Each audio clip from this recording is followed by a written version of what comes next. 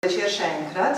Gostja nocojšnjega pogovornega večera v naši ljubi knjižnici Otona Župančiča je predavateljica in svetovalka za poslovno komuniciranje in protokol, nekdanja vodja Protokola Republike Slovenije, gospa z najlepšim imenom Ksenija Benedetti. Lepo pozdravljam. Zakaj?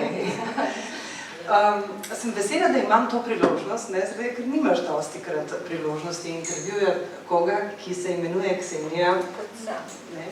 Malo hec, malo zares. Zanimivo namreč, Ksenije so bile pred drugo svetovno vojno, recimo v tamkajšnjih meščanskih družinah, če zdaj prav beremo, recimo Draga Jančarja, torej njegov roman o Kseniji Hribar, naprimer, Potem so pa poniknile in so ponovno se od nekod vzele v 60. in 70. letih.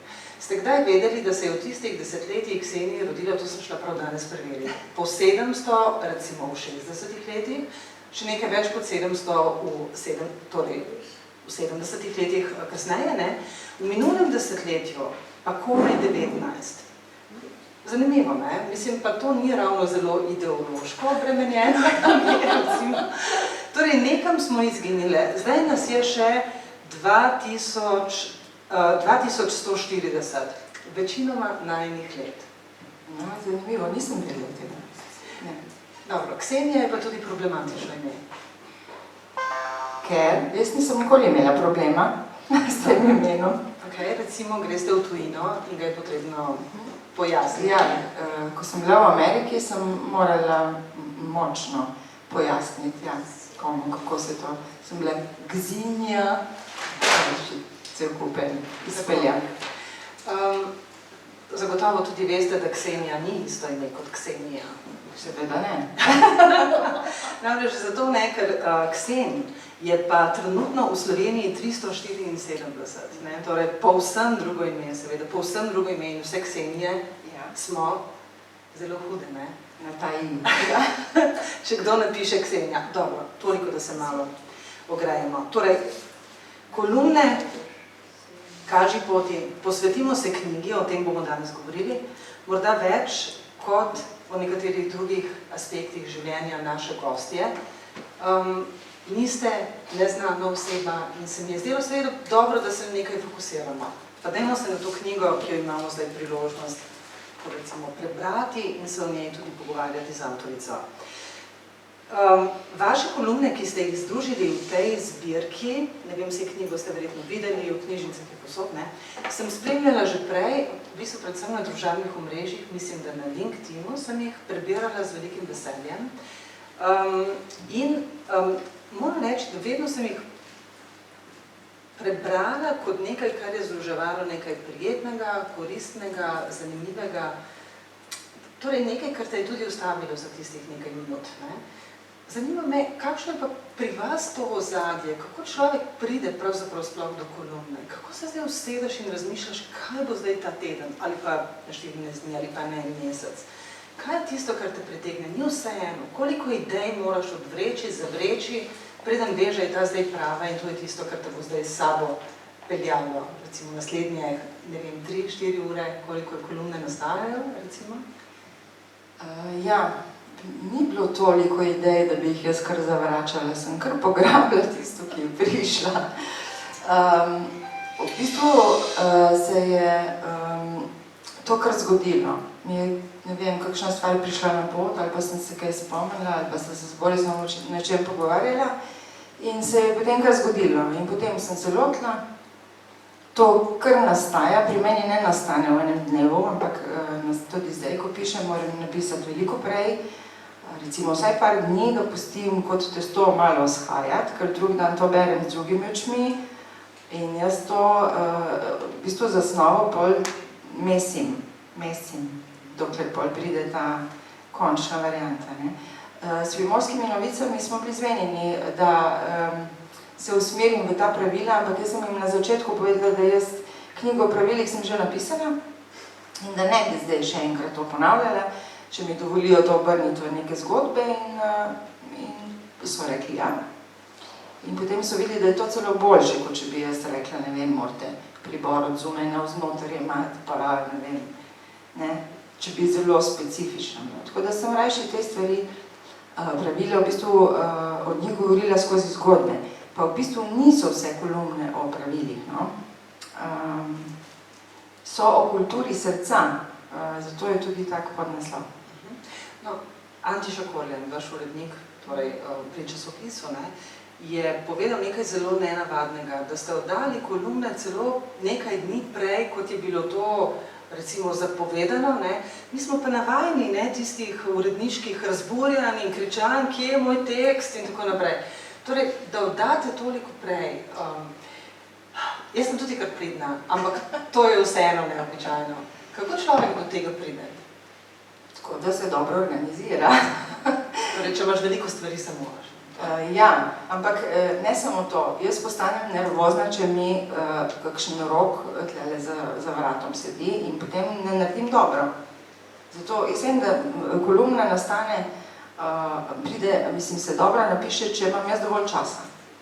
Če imam dovolj časa in pol, ne, in nikoli ne maram na zadnji rok nobene stvari delati, nobene stvari. Jaz si vedno en dan prej pripravim za obleči, ne zadnji dan.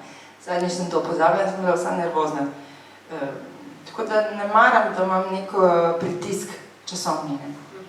Imate svoj, recimo, ta obred pisanja, torej, ne vem, miza mora biti obrnjena, ne vem, proti levi, font pisave je italik, Times New Roman 12, ne? Ne, font je enak, ker pač je enak, ker ga ne spreminjam, ampak ne, ker pa enkrat jo pišem na kavču v Kopru, enkrat za mizo v Kopru, enkrat na kavču v Ljubljani, enkrat za mizo v Ljubljani, enkrat v posli v Ljubljani, tako kakor pride.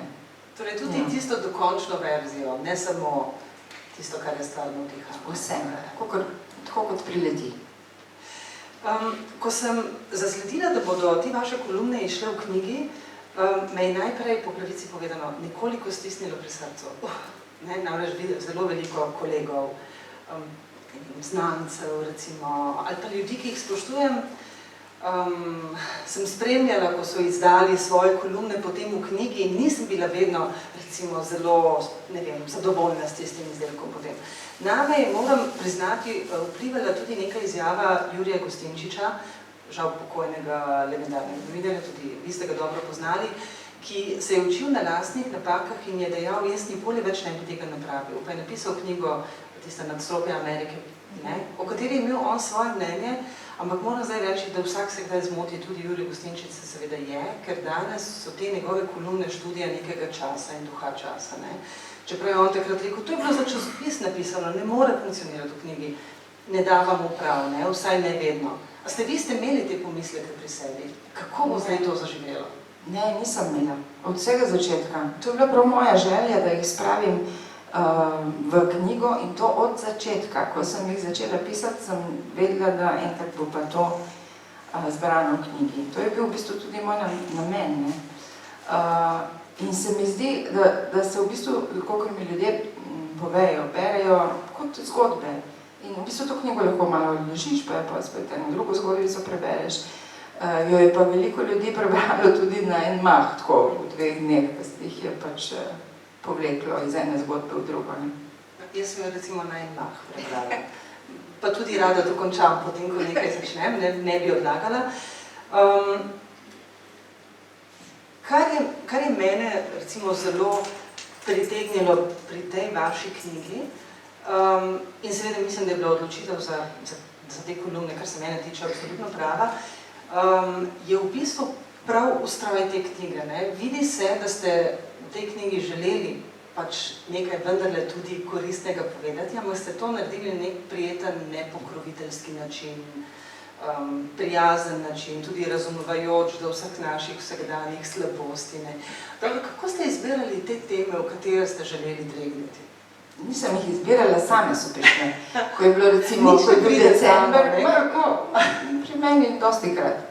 Ko je bil december, kar sama se ponudila tema o darilih. Ko smo imeli nek rojstni dan, se je sama ponudila tema, ker se je kaj zgodilo in potem, to bi bilo fajn povedati. In potem sem napletla na to. Zdaj je veliko težje, ker tle sem imela osnovo neka pravila.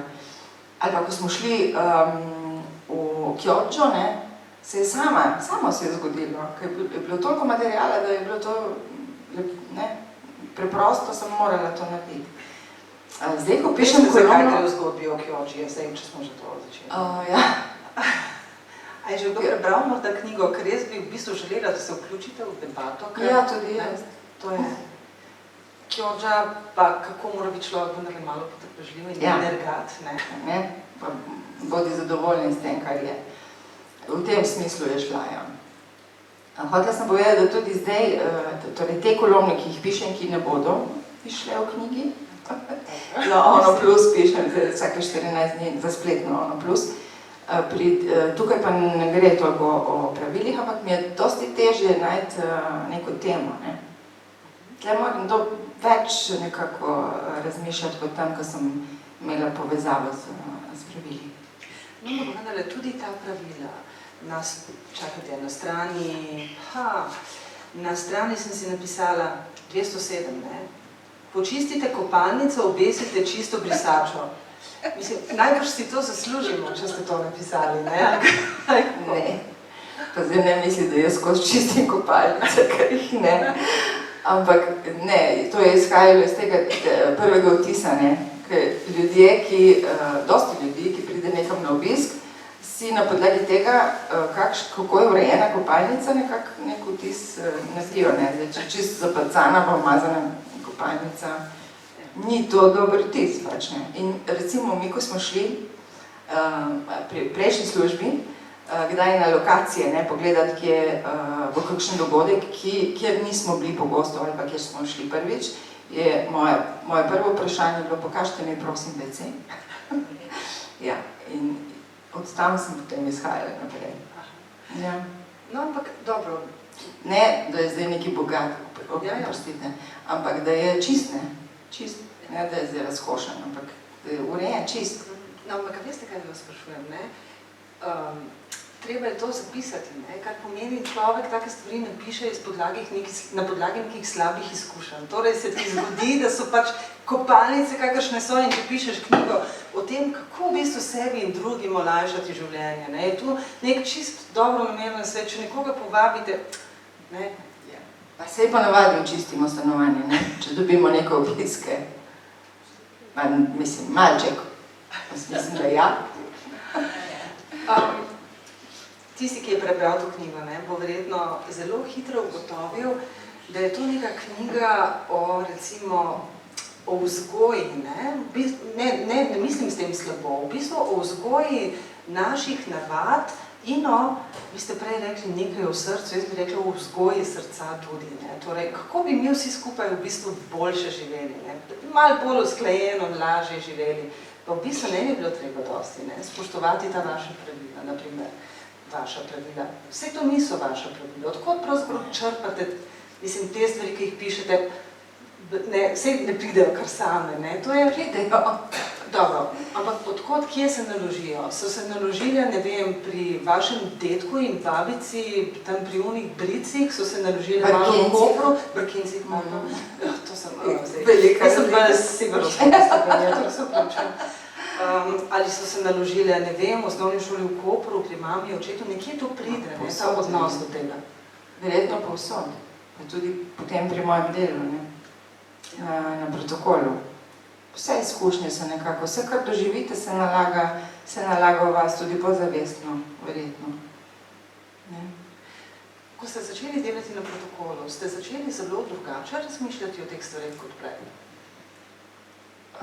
Ne drugače, ker prej sploh nisem razmišljala o te stvari. Tako da, jaz sem se z državnim protokolom takrat prvič srečala, prej se nisem. Sem se pa s temi pravili, ker sem imela v bistvu naziv vodja protokola v Metropolu. Ampak tam je bilo seveda čisto drugo delo, drugačno.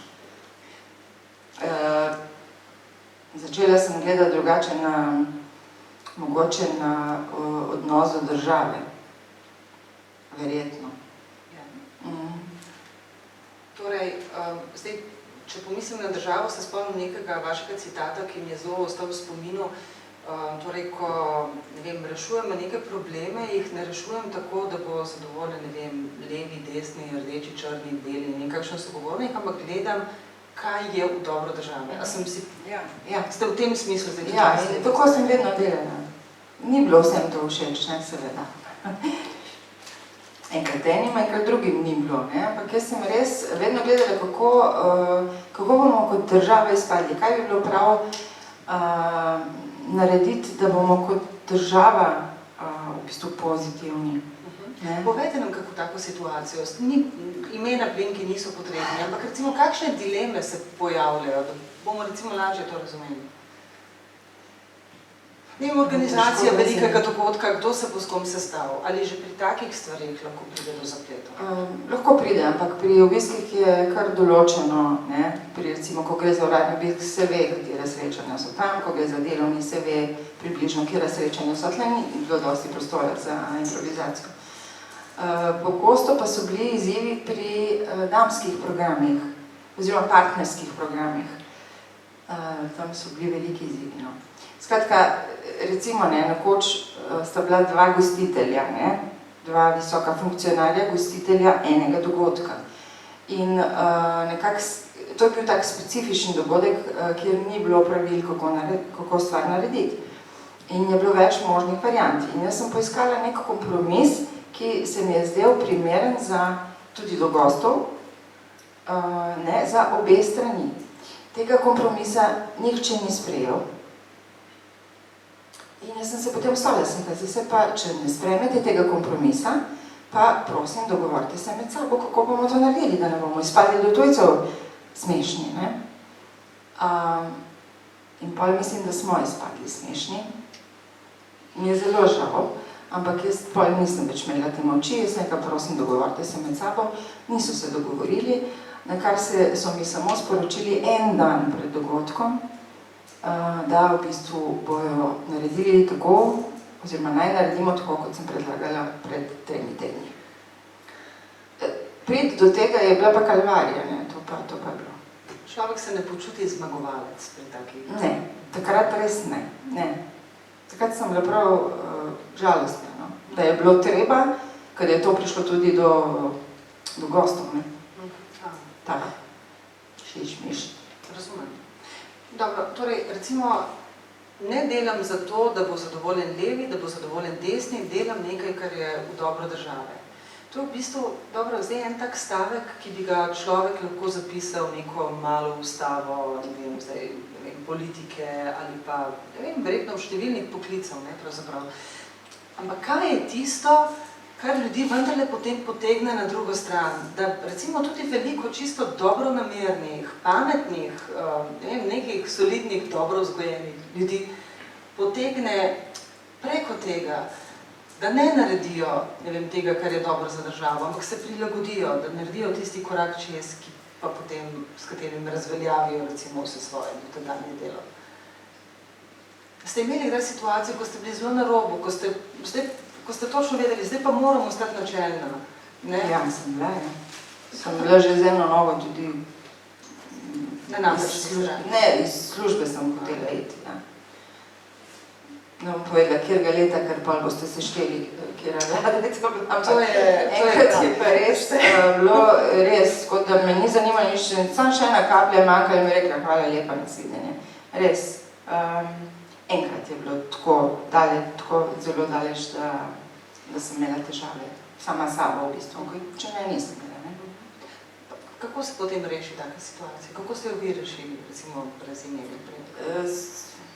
Sem rešila s pogovorom s tistimi, ki so bili pri tem prizadeti in sem se potem z enimi 3 funkcionarji pogovorila in se je pa to nekako je šlo naprej mimo. Ni šlo tako, kot bi se želela, ampak sem se pa pogovorila, da je bilo vsem jasno, zakaj se je ena stvar zgodila. Ali pa se bo zgodila, vnaprej sem povedala. In takrat so v bistvu razumeli, da to je zdaj. Ja. A bo kdaj v življenju prišla v bistvu točka, pa to vas niti ne sprašujem iz novinarske radovednosti, ker tudi ne delam takšnih stvari, ne? Ampak me zanima, a kdaj potem človek s tem do te mere razčisti, ali pa recimo s tem profesionalnim odnosom do svojega dela, da potem rečeš, ma vraga, zdaj bom pa povedal, zakaj je šlo, In tega ne želim spodbuditi, ne misliti. Ampak tako razmišljam, kako vi razmišljate pravzaprav o tem. A pride tisti trenutek, ko rečeš, bom povedal, kdo je to bil? Ne z imenom in priimkom, ampak z dogodkom, ki jih najdete tudi v knjigi. Ne? Jaz sem marsikaj povedala, nisem nikoli imena in priimka, ampak sem povedala marsikaj in v dobro in tudi v ne tako dobro. Pa kaj se potem zgodi, ko se kdo prepozna in vas... Moji sodelavci so točno vedeli, za koga gre. Ostali pa ne vem, tudi ne vem, kdo je to prebral. Ne? Ja. No, prebrali so vsi. En izmed funkcionarjev je prebral, tisti, o katerem sem pisala v dobro, in se je spomnil bolj tistega dogodka. Ja. Pa drugi so tudi prebrali, ne? Tudi tisti, ki so, samo tisti nič ne rečejo, ne? Ni tako? Ne vem. Torej, zdaj premeteni novinarji bi intervjuvali vaše sodelavce. Ne boste od njih nič izvedli, sem prepričana. Ne, tudi jaz sem prepričana, da ta korektnost recimo še naprej ostane. Ja, ja. Ampak kako zdaj vi gledate, kako zdaj, ne vem, pažgete dnevnik ali pa 24 in gledate ti državne protokole, ali vas še vedno malo stisne pri srcu, ali je zdaj to? Ne, me ne stisne, sem pa firpčna. Ne, ko gledam recimo državno proslavo, pa malo gledam, kako je sedežni red na njeni prvi vrsti, pa Aleksandra, mojega naslednika, kako vodi, ali pa ko so kakšen dogodki, vidim moje sodelavce, pa rečem jo, zdaj pa kaj je šel tle mimo kamere, ker ne bi bilo treba v take stvari, malo kakšen mesec stisnem. Najbolj hecno je pa bilo, ker z Borisom živiva na Kongresnem trgu, na začetku, ker vojaške časti so na Kongresnem trgu, jaz sem vedno tam korakala pri tistih vojaških častih. In pol nisem več, sem pa slišala to koračnico, ne, in sem vedela, da so moji sodelavci tam. In sem Aleksandru napisala mesec, pa kaj mi, poprostite izrazu, razbijaš katle ob 10 zjutraj s temi vojaškimi častmi. Da, malo hecno, no. Pa ni bil to pri vas potem že malo Pavlov refleks, ko slišiš koračnico, že vstaneš in... Sem si hitro jaz odvadila tega, ni bilo treba dosti. Ampak dobro, to se je verjetno vseeno težko odvaditi, ne vem, ko ste sporočili, da odhajate iz protokola, sem seveda razmišljala tudi, ne vem, o nekaterih, ne velikih, ampak vendarle nekaterih skupnih trenutkih, ko sem spremljala vaše delo, seveda kot novinarka z distance, nismo imeli vpogleda vse, ampak vedno sem si mislila, da je vaše delo neprimerno težje od dela tistih politikov, ki so prišli vnaprej podpisati neke vnaprej dogovorjene pogovore, vnaprej dogovorjene, vsaj vemo, o čem govorimo, ne, vsaj tak sistem dela je, nihče se tam ne dogovori točno za intervjuje prej. Ampak pri vas se pa marsikaj lahko zgodi. Zdaj, ja, saj se tudi pri njih, jaz ne bi ravno tako se izrazila, da imamo mi zdaj težje delo. Vsak ima svoje delo, ne? Fajn je, da ga vsak dobro opravi, ne? ja. Pa da je potem kaj iz teh obiskov pa pogovorov, da je potem neka sled, ali pa da se nekaj dobrega za ljudi naredi, ne? To je bila pomembna stvar pri teh stvarih. Ampak ne, nič mi ni ostalo, recimo, da bi zdaj nekaj še vedno kaj trznila ali pa tako naprej. Je pa res to, ne, recimo, razlika od dela šefa protokola ali pa sodelavcev, ne. Ker sodelavci so mi včasih rekli, da smo se res dobro razumeli in so mi rekli, pa ti prideš, vedno je vse narejeno, pa prideš tam pa neki, pa popravljaš pa neki, pa nisi prej vpeta v dogodke, seveda ne, ker če ne bi morala 3-krat na dan biti pri vsakem dogodku zraven, to pa res ni šlo. In zdaj Aleksandar, Strel, ki je šef protokola, ki sem ga jaz vzela v službo in pa meni zrasel, recimo, ne, zdaj, ko je šef, mi je po 6 mesecih priznal, da se zelo pogosto spomni name, da zdaj šele vidi, kaj sem jaz delala, skratka, da to ne moreš vedeti, dokler nisi na tem mestu, s čim vse se moraš ti ukvarjati, ne, kot šef, ne. Tako da je malo pojavljalo. Torej, ne samo, da se moraš ukvarjati zelo veliko stvarmi, tudi ste nenehno pod drobnogledom in vse, kar gre narobe, se ne takoj, te opazne stvari se ne pripišejo, ne vem, nekima predsednikoma, ki nekaj protokol, ne? Kriv je protokol, vedno je tako. Torej, kot izgovor in kot kaj drugega. Zdaj, ne vem, jaz si to tako predstavljam. Zdaj, nekateri tudi mislijo, da je novinarstvo strašno stresen poklic, ne. Zdaj, sigurno tudi je, ne, ampak s tem živiš, nekaj znaš delati, ti so delaš in v bistvu ta stres nekako, ne vem, ponotraniš in ga ne dojemaš na tak način. Je pri protokolu verjetno podobno v tem smislu. Enkrat, ko si v tem kolesju in ko to zalaufa, v bistvu nimaš niti časa misliti na stres, ne. Samo rešuješ situacijo. Ja. Dobro, kakšne situacije, recimo, ste morali reševati verjetno od najbolj banalnih do, ne vem, do resnih težav? Kaj je bilo najbolj banalno, na kar ste naleteli? Zdaj poskušam sama brskati po tem, kar ste opisali v knjigi, pa mislim... Ne, najbolj banalno je bilo za nekoga, ki je bil strasten kadilec, poiskati točke v programu, kjer bo on lahko prižgal cigarete, nisem smel notri, to smo naredili doktorsko dizertacijo, ki je bo, ker so pač predhodnice povedala, to more biti. In to ne dvakrat na dan, to tako, na uro, po dogodkih. Ne? Recimo, ena taka banalna stvar. Mislim, kako ste pa to rešili? Ena izmed točke, mislim, da je bil nek WC celo, ko smo ga opremili, ni bil tako, ampak nekako smo naredili, da je pol... Ja, pol pa zunaj, nekje smo šli, mislim, smo iskali možnosti, ne. Pri protokolu itak nikoli skoraj ne smeš reči, ne, se ne da. Se da, se mora nekako iti, mora se najti rešitev, ne. Torej niso kar dane rešitve, da potem ti izbiraš, izmisliti si moraš nekaj. Ja. Ampak dobro, kakšen človeka potem to v bistvu, mislim, zahteva? To moraš, ne vem, imeti nekaj v glavi od tega, kako se nekaj zašraufa do tega, ne vem, zdaj si izmišljujem, dejansko zelo iznajdljiv človek, ne, to je. Ja, to je na prvih 5 točkah, če hočeš biti dober v protokolu, je, da se znajdeš. In to hitro, ne da bom zdaj čakaj, kako bi zdaj to, in se malo sedeš in začneš tako razmišljati, ni časa za to. In treba rešiti hitro in takoj in dobro. In ste tako in nevidno. Ste tako izbirali tudi sodelavce? Ja, mislim, tukaj so seveda tudi druga znanja, ampak ja, recimo, ko smo se pripravljali na predsedovanje leta 2008, ne, sem morala izbrati, mislim, da 120 študentov, ki so potem postali oficiri za zveze, torej vodili so delegacije. Kar pomeni, da delegacija, ko je prišla v Slovenijo, se je najprej srečala s tem študentom. In to je ta prvi vtis naše države. In to je moralo biti v nulo. In takrat sem se odločila, mislim, da je bilo na 250 prijav, vsi so reševali teste najprej. Pa je bilo to prvo sito, ampak drugo sito je bilo pogovor pri meni. 10 minut. Cel teden sem to delala, da sem jih videla. 10 minut. In to je bilo drugo sito. Sem hotela vsakega videti, da začutim, če bo znal odreagirati, kakšen nastop ima in tako, to sem morala narediti. In tisti, ki je zamudil, brez utemeljenega razloga, recimo, da je rekel, je bil promet, ali pa ne vem, ni najdel za parkirati, ni prišel do mene. Torej, recimo, uspeh nekega 6-mesečnega predsedovanja je bilo poroženo v varno naročje, ne? Ja, tudi, ne? Ja, to so bili pomembni ljudje.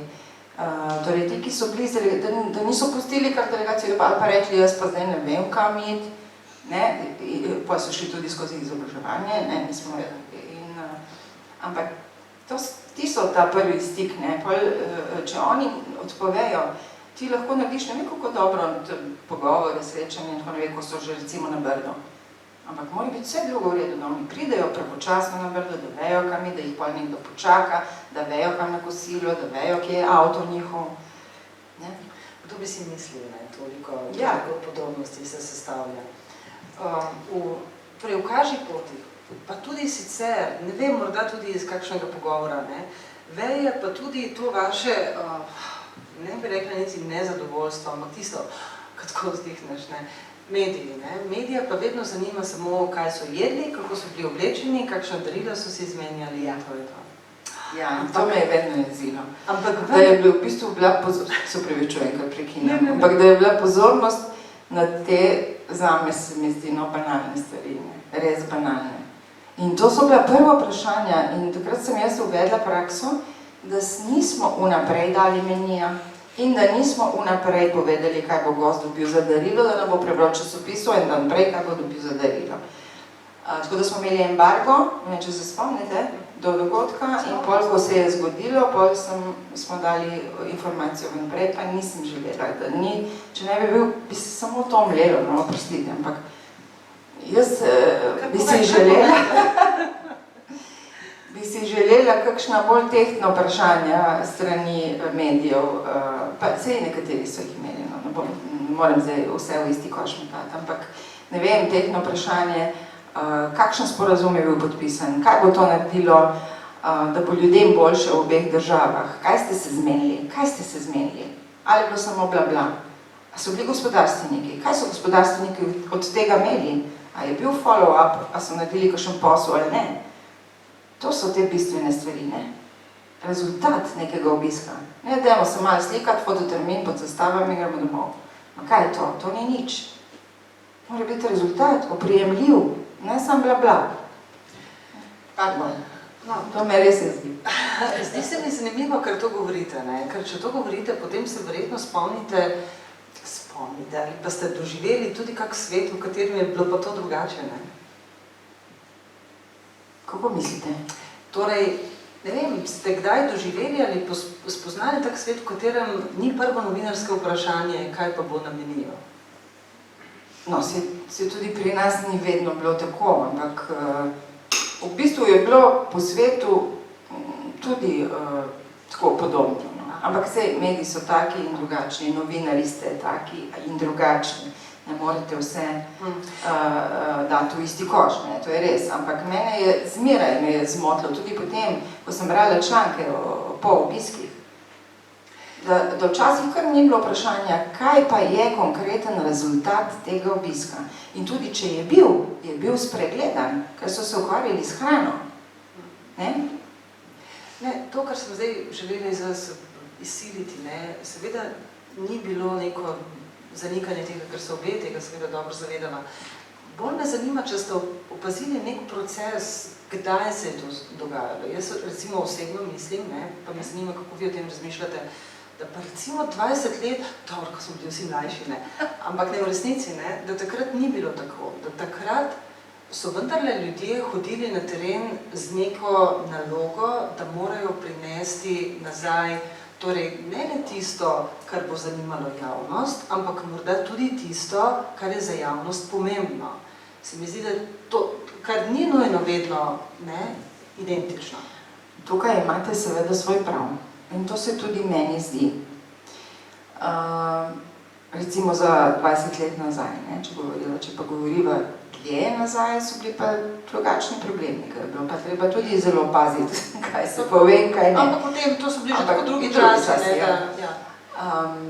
Tako da ja. Že v tem času, ko sem bila jaz na protokolu, sem opazila to razliko. In to nekako kot da malo degradira v bistvu vaš poklic.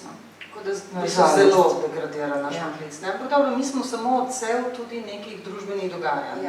Mi smo v bistvu nek mikrokozmos širše družbe, to je tudi res. Ja, natančno tako. In verjetno se bolj bere in raje posluša o tem, kam so šli kaj na izlet, pa kaj so kaj pojedli, pa kaj so dobili za darilo, kot o kakšni drugi stvari.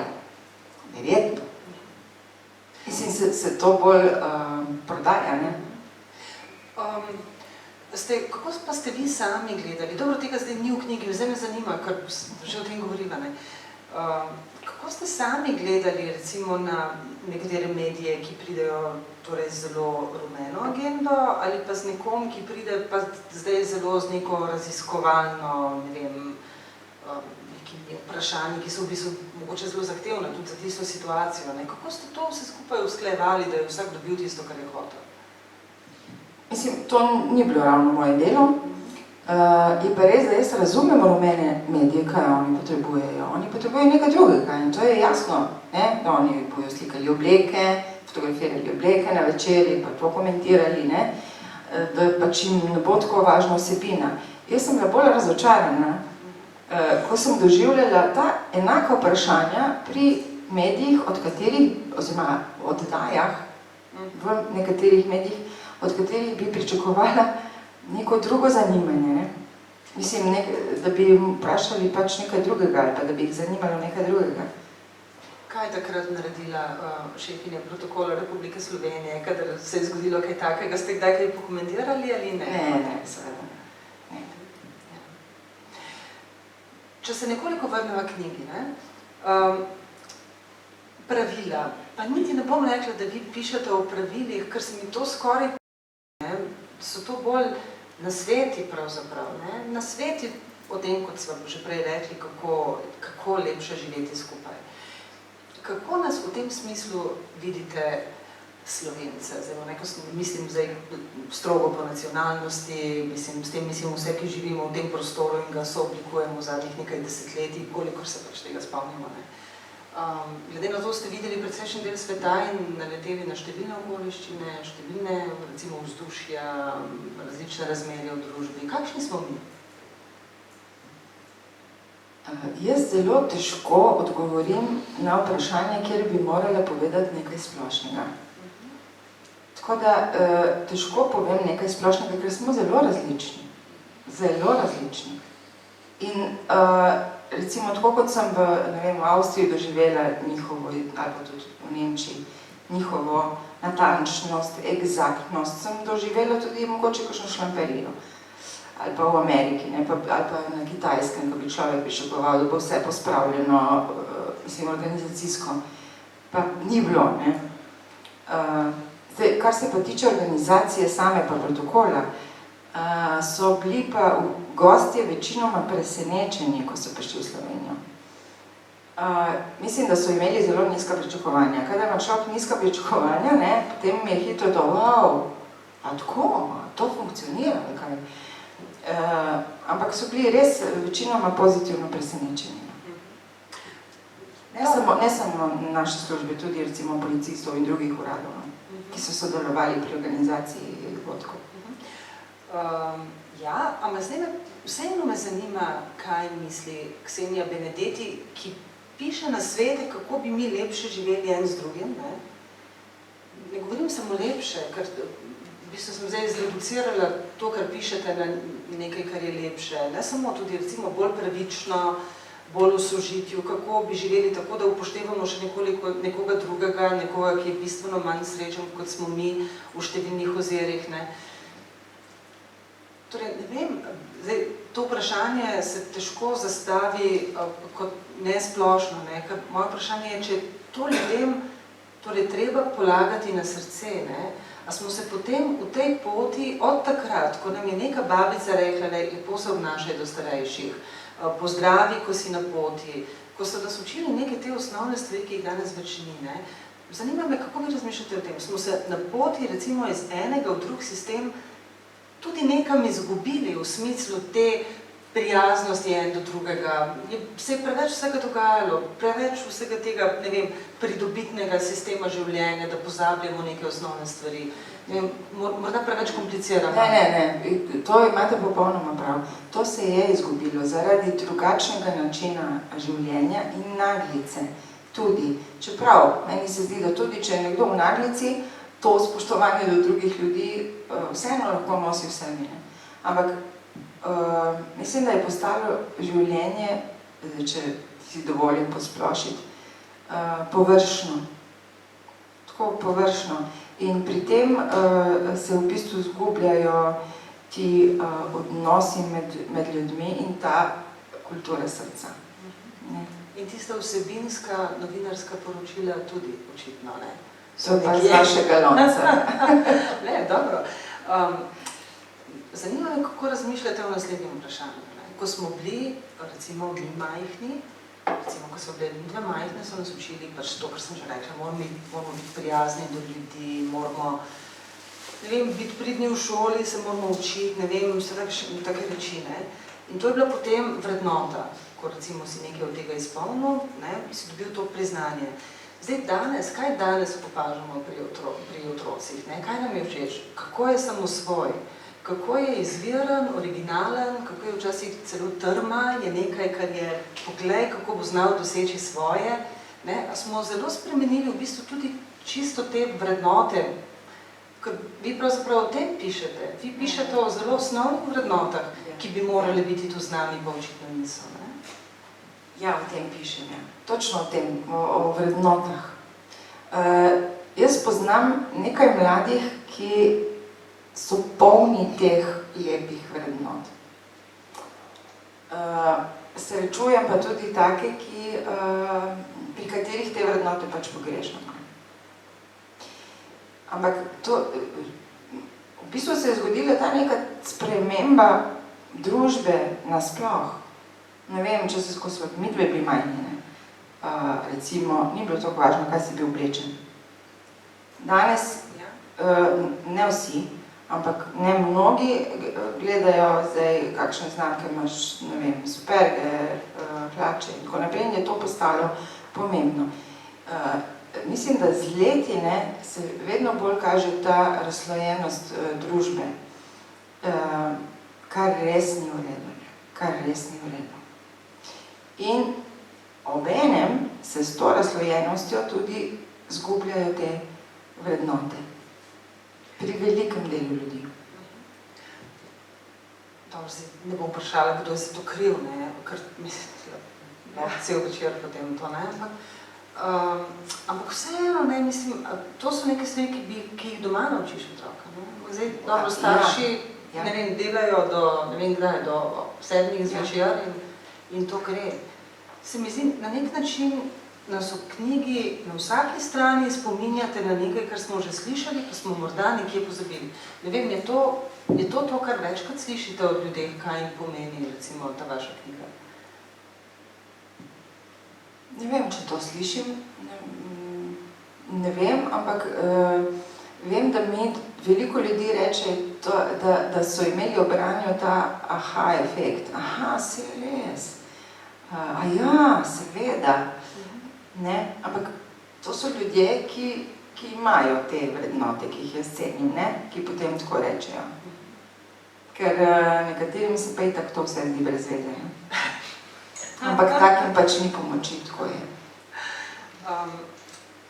To, kar se mi zdi, da tudi preveva to vašo knjigo, potem vas pa res prosim, da tisti, ki ste jo prebrali, ali imate kakšno vprašanje, da se tudi vključite, da ne bom nekaj sprašala, kar mogoče nikoga ne zanima. Ampak to me zelo zanima, recimo. Se mi zdi, da v vsaki strani tudi veje ven ta želja, da bi povedali ljudem, da pač spoštovanje je nekaj, kar je pomembno v življenju, torej spoštovati. Pa vem, da sem jaz tudi zamudila prej 5 minut. Sem zamudila in se opravičujem. Nisem zamudila. Videla se od proizvodek, mislim, prišla, ker ponavadi je tako. Ko se človek sestane s Ksenijo Benedeti, potem razmišlja si primerno. To pač tako je, ne mi zameri. Človek pa misli na vse druge stvari, ki ti je ponavadi vseeno, tako pa veš, da tu se pa dobiš zdaj z mojstrom nekih reči in seveda, ne. No, ampak to spoštovanje, ne se jezi, če bo spet splošno vprašanje, ampak tako, če pogledate našo družbo, vendarle, se mi zdi, da v Sloveniji vendarle zelo hitro nekoga zelo grdo skritiziramo, ga onemogočimo na številnih nivojih, težko najdemo lepo besedo. Tudi, če morda nekaj ni povsem perfektno, ne bomo spodbudni, ampak bomo raje človeka tako še malo, ne vem, potlačili kam, ne. Zdaj, jaz res moram reči, iz tega, kje drugje, do takšne mere, kot pri nas, nisem nikoli videla, ker sem tudi, recimo, kar dolgo kje bila.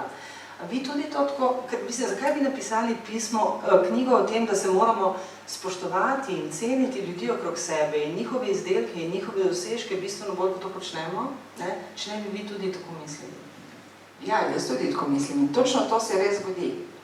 Ampak zakaj imamo mi to? Takoj, lahko, ne vem, 90% stvari naredi odlično in pa se vpičimo v tistih 10%, ki mogoče niso bili tako dobri in popacamo vse to, ne. Ne vem, zakaj imamo to vse. Slovenci tudi, recimo, po drugi strani ne znamo sprejemati komplimentov, nam je narodno, če nam nekdo reče, da dobro izgledamo. Še meni, jaz kdaj pove, kaj rabiš več, ne bi govorila. Mislim, nam je narodno tudi dati kompliment, tudi težje mi to delamo, kot mogoče recimo Američani, kjer je to neki, ne, oni imajo pa pač preveč tega, če mene vprašate. Ne vem, zakaj imamo to, pa take želje naj drugemu sosedu krava crkne, če je že meni, te tendence, ne. Ne vem, zakaj, ne vem odkje. Ti, ki so že pregovorne, ja. Sem večkrat opazila tudi v kolumnah, da vam grejo do srca, dobro, ne na vaš račun, ker to sem samo enkrat zasledila, pa mogoče. Torej, vsi ti ljudje, ki iz neke udobne anonimnosti domačega naslanjača žalijo, uničujejo, ne vem, po teh raznih forumih in omrežjih in tako naprej. Vas je to kdaj v življenju tako kar precej prizadelo ali imate tako debelo kožo, da zamahnete z roko? Ni me precej prizadelo, me pa je, nisem šla tako mimo, da bi zamahnila z roko, ne. To me res prav žalosti, ne. To komuniciranje, pa sploh to skrito, ko se recimo nekdo sploh ne veš, kdo je, pa si da duška in blati nekoga kar tako, kar nekaj sploh ne poznate, pa kar zliva in gnojno človeka. Tako da to me res jezi. In zadnje čase, ne, to, kar se dogaja na družbenih omrežjih, predvsem na Twitterju, to jaz ne morem verjeti, kaj tam preberem. Ne morem verjeti, kaj tam preberem. Kako daleč smo prišli. In to od anonimnežev, pa ne samo od anonimnežev, tudi od drugih. Jaz ne vem. Mislim, res se čudim, no, res. In to je zdaj, mislim, da ne vem, zadnje leto ali pa dve eskaliralo tako, da je to, se bojim, da celo nevarno postalo v bistvu. Težko je prosoditi, kam to pelje, ker take izkušnje pravzaprav nimamo, kaj ne? In težko se je proti temu boriti. Zdaj, ja, ne da se. Ne. Mislim, da se ne da. Razen tako, da recimo jaz druge te, ko so mi blizu, malo ne prosim za strpnost, da na predavanjih vseh o tem govorim zmeraj, kadar se le da, da vi svoje poveste, da se pač čim več ljudi ozavesti, ampak tako kot sem prej rekla, jim ni pomoči, in bodo taki ostali. Ampak kje vidite razlog? Je to strahopetnost, ne upaš nastopiti s svojim imenom in priimkom, vse smo obveže, kdaj dobili kakve želitve po mailu, ne? Pa so bile vse anonimne. Tiste najhujše. Ja, seveda, to je najlažje, ne? Nekaj nekoga tišči, ali pa... Jaz ponavadi rečem, da ljudje, ki pišejo taka pisma, grozne komplekse, grozne težave imajo sami s sabo, velike težave. Zato potem to bruhne ven na tak način. Sigurno niso zelo srečni ljudje, ki tako komunicirajo. Dobro, tudi nekateri zelo znani ljudje, ki na videz delujejo zelo srečno in urejeno, mislim, so pravično. Ja, dobro, to so izjeme, ki potrjujejo pravilo, recimo.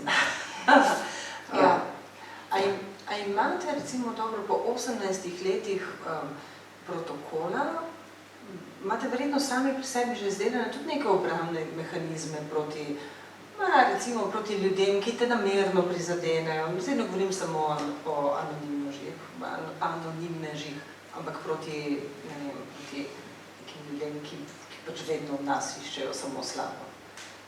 Pa ne vem, če imam jaz te obrambne mehanizme. Nisem prepričana.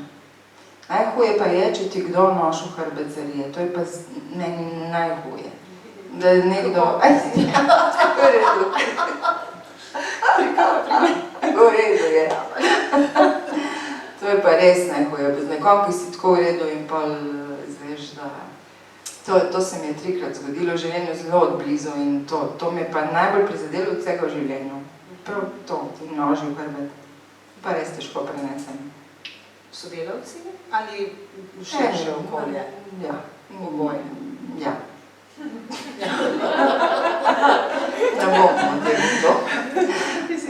Skozi prebasta previdnost, da ne bom slučajno. Očitno imate kakšne izkušnje, ko ste kaj rekli, pa je potem nekdo zelo natančno definiral. Ne, nimam, ker sem vedno tako previdna, tako da ni ušlo. Ni mi še ušlo. To je prišlo z protokolom ali ste že prej imeli to vse? Ne vem, če prej, s protokolom zagotovo, vedno bolj. Ja. Kaj pa... Oprostite, ker jaz sem počistila te stvari na 4 oči namreč, ne da sem jaz nosila, jaz sem to pospravila.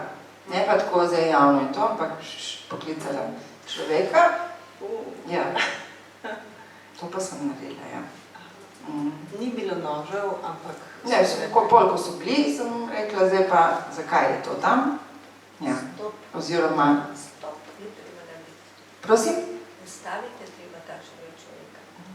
Mislim, vsaj jim je bilo zelo narodno, ker v bistvu niso verjeli, da bo resnica do mene kdaj prišla.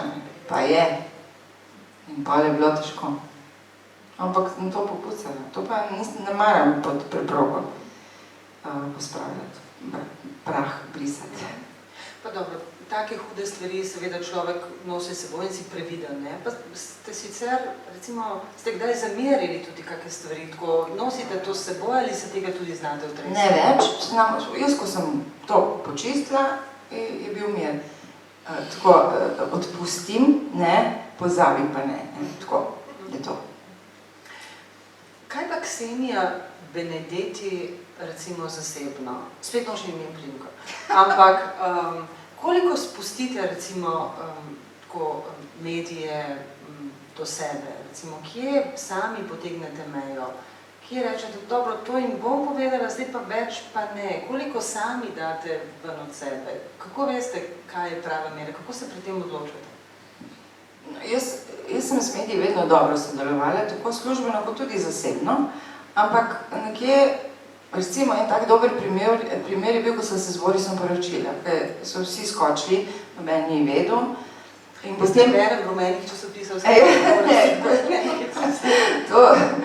to je bilo res bom in je bilo res težko. In potem sem se z Borisom pogovarjala tako, zdaj ali bomo pustili, da vsi nekaj ugibajo, ali nekaj napiševa, osnovne informacije in zapreva. Jaz sem napisala na Facebooku osnovne informacije, v enem odstavku, položila 3 fotografije, ki so jih potem uporabili in zaključila.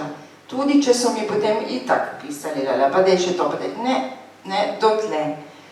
Tako da tega je bilo pol veliko, ampak vsi so pol, niso imeli drugih informacij, ne. Razen te, tako da tam sem pol zaprla vrata, ne, do neke mere, okej, tudi razumem, da, ne, do neke mere, ampak pol pa ne več. Tudi v kolumnah sem osebno v teh zadnjih zelo. Kako ste se za to odločili pravzaprav? Po eni strani tako zelo zaprti, človek ugiba, kaj si mislite, tako zelo visoko profesionalni, po drugi strani pa sproščeni. Zato, ker jaz nimam kaj skrivati. Meni se zdi, mislim, čeprav se pol pogosto zgodi, mi je žal, kadar se zelo odprem, ker se hitro zgodi ta naša znana fovšija, zelo hitro. Recimo, takrat, ko sem odšla iz protokola, ker se je pač veliko o tem pisalo, pač so bili neki prispevki in tako, in pa so bili komentarji, pa kaj se je samo delala svoje delo, kaj je zdaj tak cirkus, okrog tega treba zganjati in tako. In se tako, recimo, 3 so bili taki, ki sem jim šla na živce, ne, kaj je bilo preveč, ne, me je bilo preveč, tako da takrat pol rajši, pol malo se umaknem, pa je mirno. Hitro je človeku žal, ne, če greš korak naprej, ne.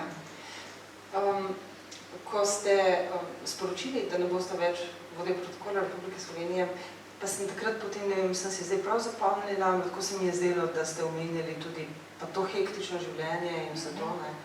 In sem seveda absolutno razumela to, kar ste storili, kot rečeno, ker sem vedela, vsaj približno se mi je zdelo, kaj to v resnici pomeni, kako kako težko to je.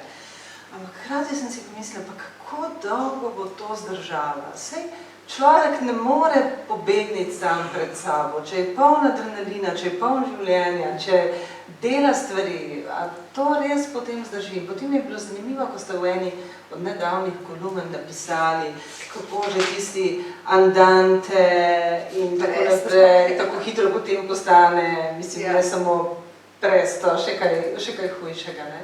To se nam je potem v bistvu tudi zgodilo, ne? Ja, hitro se mi je to zgodilo, zato ker sem pol pa spet preveč delala, ne.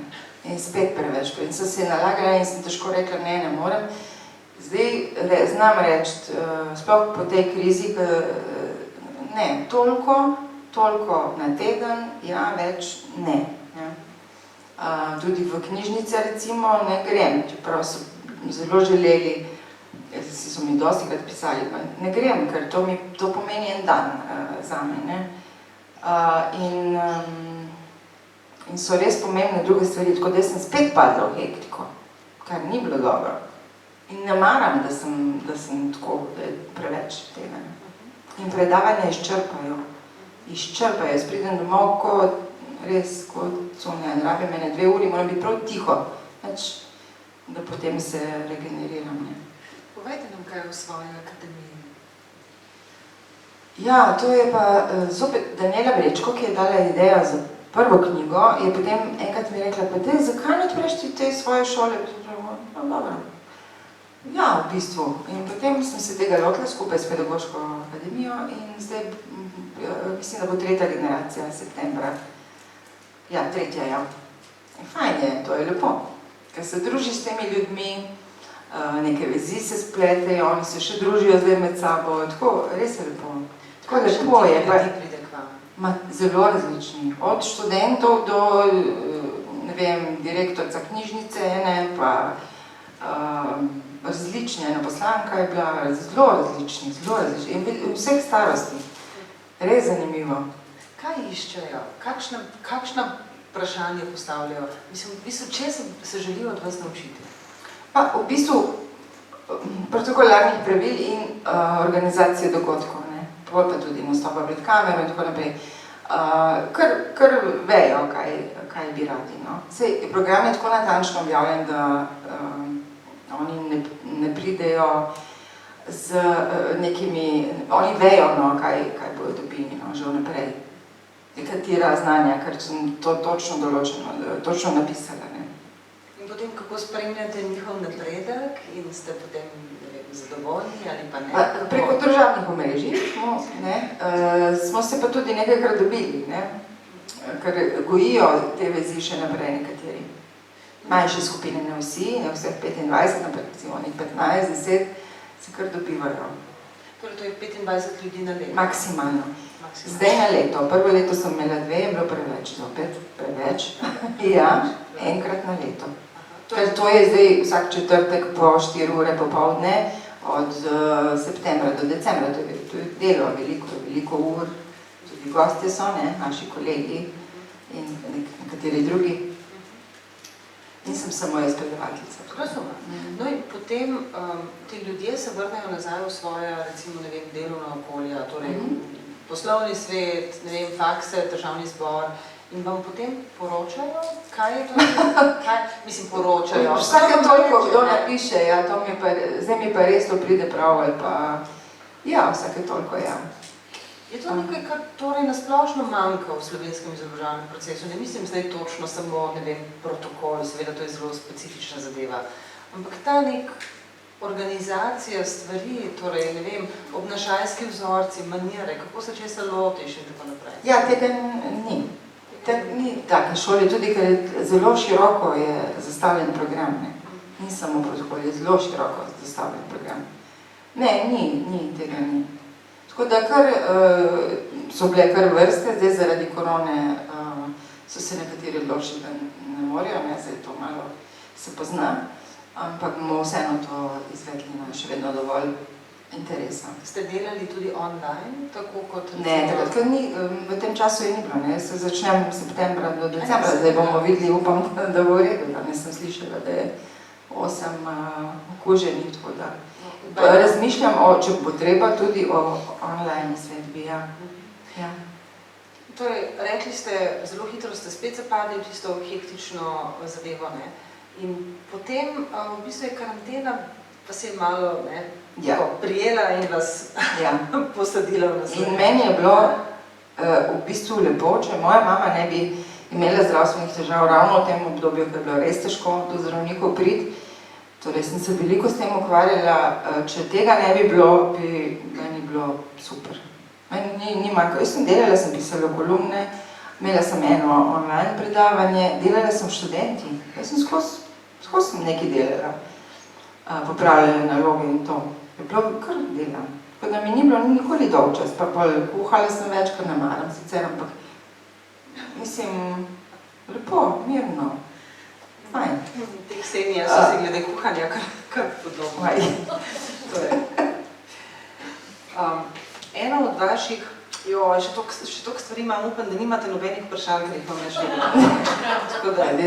Dovolj, še kdo kaj vpraša. A ima kdo kakšno vprašanje? Zdaj noben ne bo upal, ker ste tako rekli. Ne, sej vedo, da smo tle demokratični. Dobro, ni nikoga.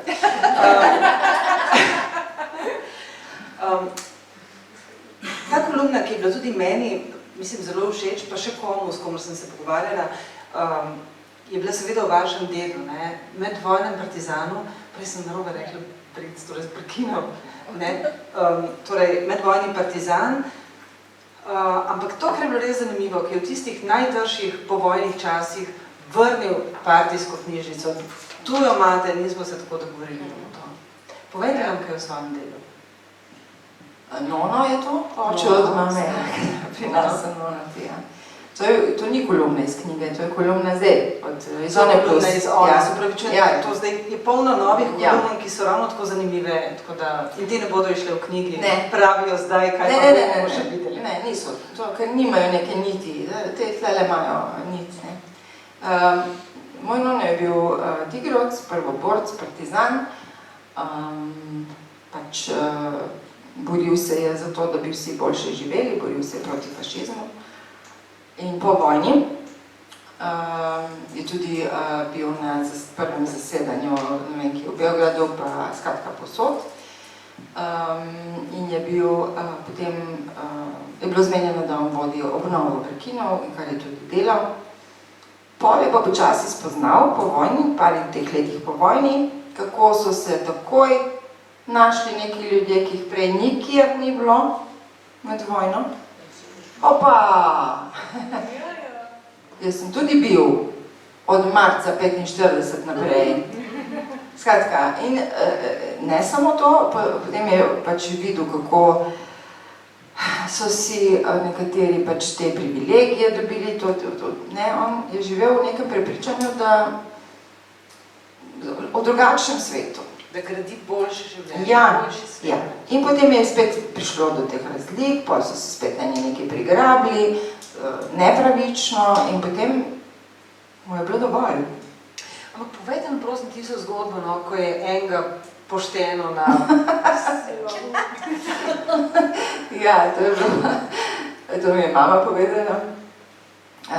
Šel je v gostilno, gostilna je, to sem napisala, takrat bil glavni medij v vasi, bilo televiziji gostilna, in je pač enemu očetu povedal, da je njegov sin zažgal neko grajo. In on mu je rekel, tudi tebe bomo zažgali. In potem je izgubil za trenutek razsodnost, ali pa jo je dobil in ga je žvajznil, zelo. Na kar je on šel na sodišče, kjer je izgubil tožbo, jasno, ker so vsi videli, da ga je res žvajznil.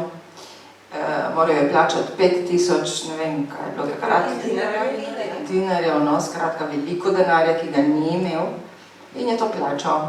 In na kar so se spet dobili v gostilni in je bil spet ta gospod, potem, ko je že plačal, in moj nona mu je dal tako 5000 teh istih dinarjev na mizo, še dodatnih.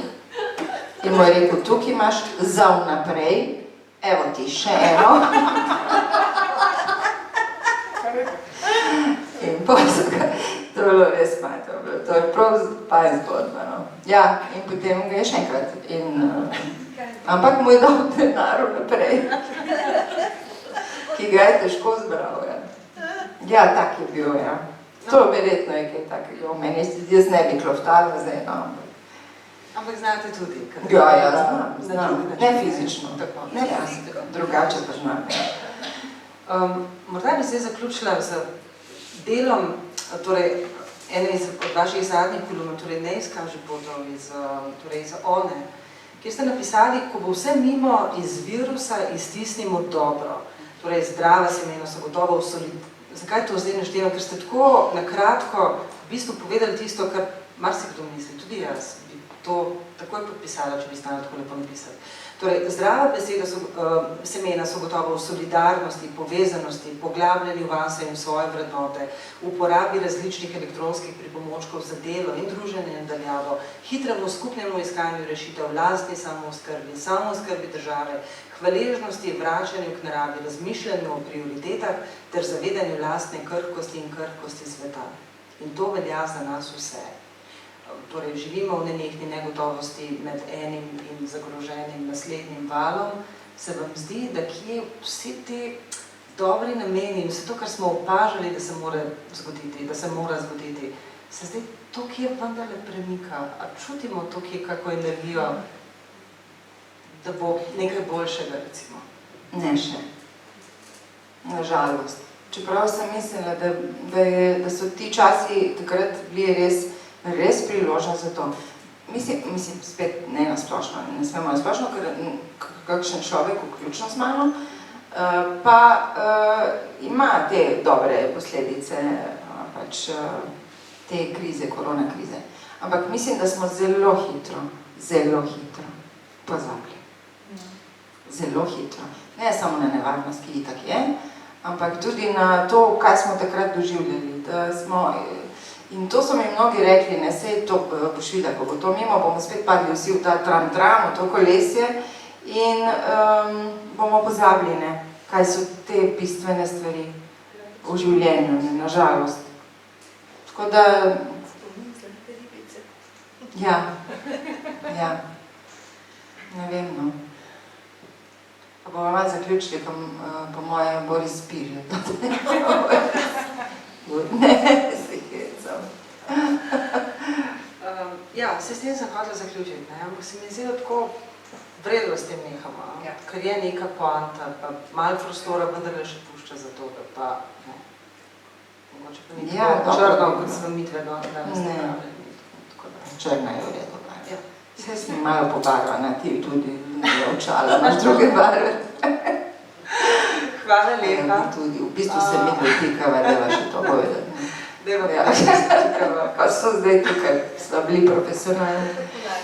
Ja, zdaj pa končujeva, tako da se zahvaljujeva vam, dragi obiskovalci, zahvaljujeva se tudi vsem, ki ste naju spremljali ali pa še boste na Facebooku. Torej ne naju, mojo drago sogovornico Ksenijo Benedeti.